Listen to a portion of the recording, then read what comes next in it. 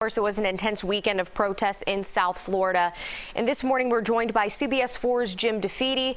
Jim, of course, local law enforcement really been tested this weekend. So tell us, what is your impression of their response, these different departments? Look, these types of situations are always very difficult. They ramp up a lot of adrenaline, so I understand what sort of took place on the streets. I think the police, by and large, did a good job, it seems, to try to diffuse situations. But I also give a great deal of credit to the demonstrators. I think that what you saw on Friday night and then into Saturday was a much different, in the city of Miami, for instance. You saw the burning cars, the need to deploy tear gas, the more aggressive posture. I think the protesters themselves didn't like that image. They didn't want that to take place. So I think they made a concerted effort to de-escalate things with police as well. Now, in Fort Lauderdale, it was different. You had a quiet night one night, and then it got a little bit more, ramped up the second night. But again, I think we also need to put this all in perspective.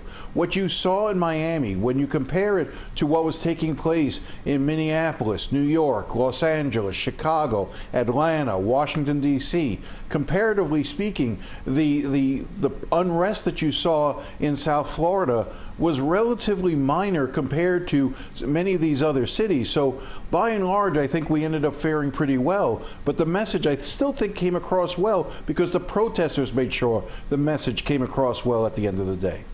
And Jim, speaking of the protesters, what do you think about what local officials and also law enforcement officials have been saying about this idea of outside agitators coming in?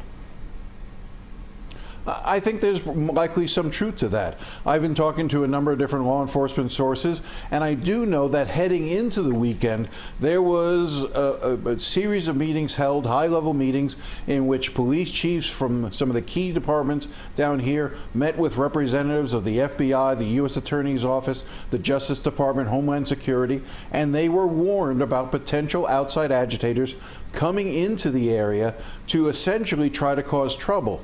Now, whether or not you consider them anarchist groups on the left or, far-right groups on the right who were trying to instigate as well, yeah, I do think there was a small part of that. I think that by and large, overwhelmingly, I think most people were there to demonstrate in a positive, productive way.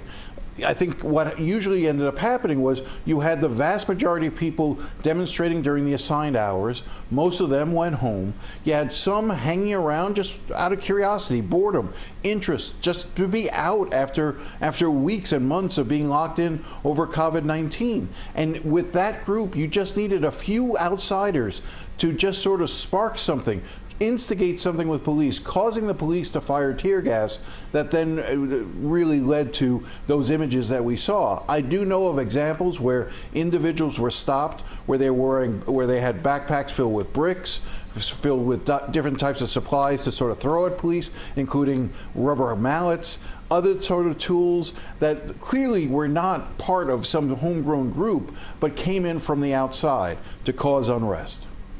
Jim, as always, thank you for your time this morning and thank you for your insight.